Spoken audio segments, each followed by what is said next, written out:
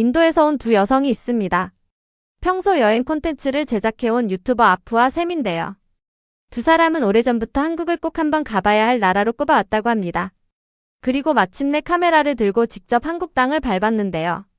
한국에 도착하자마자 이들이 카메라에 담기 시작한 것들은 우리에게 너무도 익숙한 일상의 풍경들이었습니다. 지하철, 편의점, 버스, 궁궐 앞거리.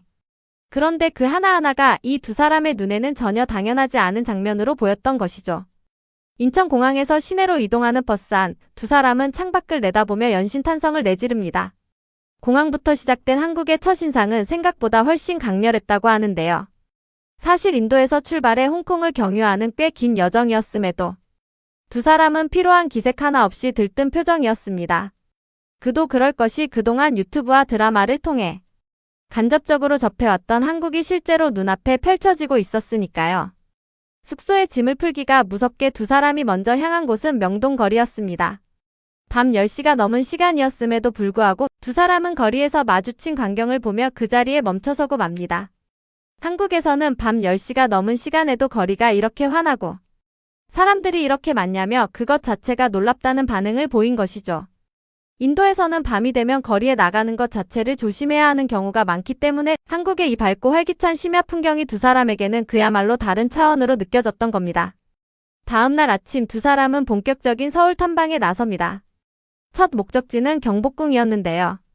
그런데 궁으로 들어가기 전부터 이들의 눈은 이미 반짝이기 시작합니다. 바로 한복대여 가게를 발견한 것이죠. 두 사람은 망설임 없이 한복을 빌려 입었고 한복을 입으면 경복궁 입장이 무료라는 사실에 또 한 번 감탄합니다. हम लोगों के लिए एंट्रेंस फ्री है because we have rented the hanbok costume.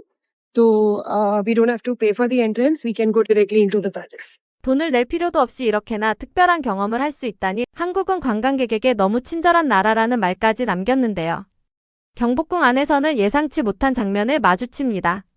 왕과 왕비 그리고 신하들의 전통 복식을 갖춰 입은 사람들이 행렬을 이루며 지나가는 장면이었는데요. 알고 보니 경복궁 수문장 교대식 퍼레이드였습니다.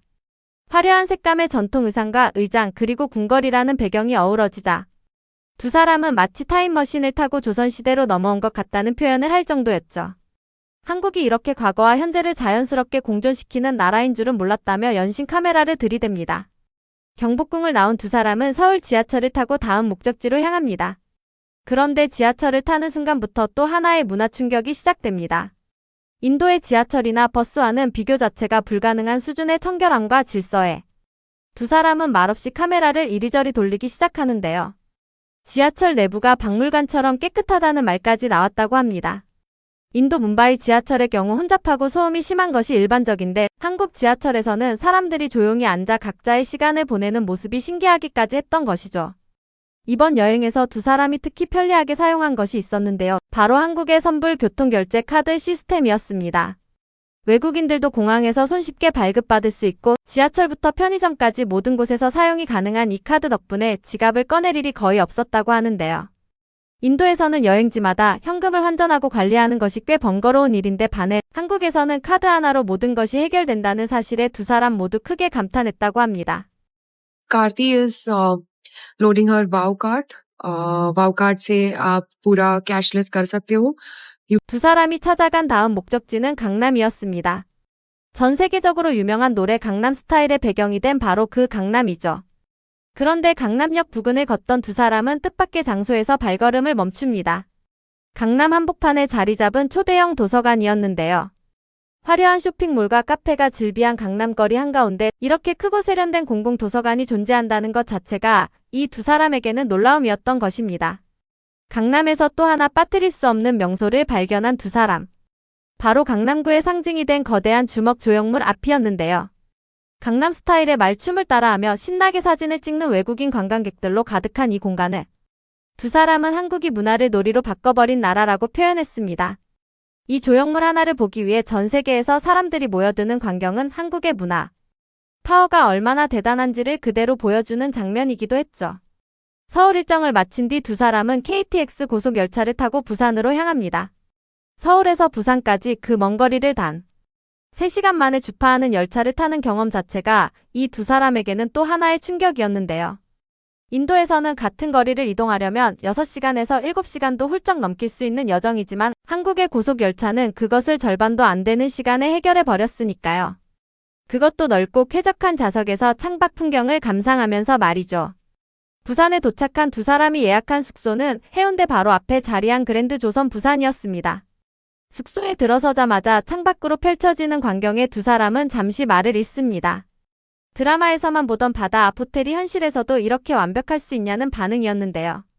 호텔 내부에서도 한국답게 이마트24 편의점이 입점해 있어 별도로 밖에 나가지 않아도 필요한 간식거리를 바로 해결할 수 있었다고 합니다. 호텔 안에 편의점이 있는 것을 보고 이건 그냥 진짜 모든 걸 다 갖춘 나라라고 말했다는 두 사람. 부산에서의 하루는 해운대 바닷가 산책으로 시작됐습니다. 12도의 선선한 날씨 속에 탁 트인 바다를 마주한 두 사람은 인도에 찌는 더위와 비교하며 한국의 봄 날씨가 이렇게 완벽할 수 있냐며 감탄을 감추지 못합니다. It's 12:45 in the afternoon and it was just 12 degrees. इतना windy है, इतना cool लग रहा है and sweat बिल्कुल भी नहीं हो रही है. तो एकदम pleasant climate. 잘 정비된 해안 산책로를 따라 소나무들이 줄지어 서 있고 사람들이 평화롭게 앉아 바다를 바라보는 풍경은 그 자체만으로 한편의 그림 같았죠. 해운대 거리를 걷던 두 사람은 또 하나 놀라운 광경을 마주칩니다. 부산 해운대 한복판에 인도 식당이 있었던 것이죠. 인도 음식을 먹지 못할까봐 걱정했던 샘에게는 가뭄의 단비 같은 순간이었는데요. 사실 이 장면은 단순히 인도 식당이 있다는 것을 넘어 한국이 얼마나 다양한 문화를 받아들이고 있는 나라인지를 보여주는 장면이기도 했습니다. 전 세계 어디서 온 여행객이든 한국에서는 불편함 없이 지낼 수 있다는 것을 이 두 사람은 몸으로 직접 느꼈던 것이죠. 실제로 샘은 채식주의자임에도 불구하고 한국 여행 내내 먹을 것을 찾는데 단 한 번도 어려움을 겪지 않았다고 했는데요. 200m만 더 걸으면 원하는 음식이 어디든 있는 나라, 그게 한국이었습니다. 부산 여행을 마치고 다시 서울로 올라온 두 사람이 마지막으로 향한 곳은 남산 서울타워였습니다. 버스를 타고 타워에 오르는 길 창밖으로 보이는 서울의 야경이 펼쳐지기 시작하자 두 사람은 카메라를 내려놓을 수가 없었다고 합니다. 타워에 도착하니 꽃망울을 터트린 벚꽃나무 아래 벤치가 놓여있고 사람들이 그 앞에서 사진을 찍고 있었는데요.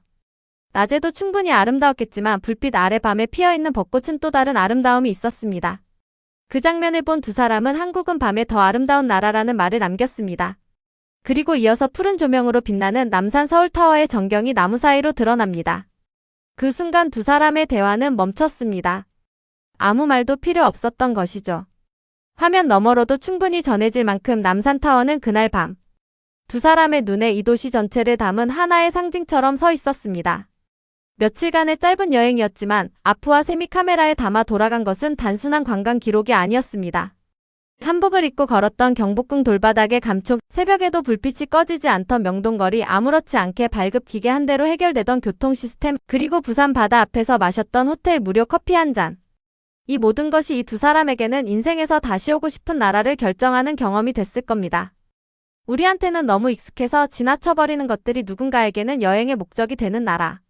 그 나라에서 살고 있다는 것이 가끔은 참 다행스럽게 느껴집니다.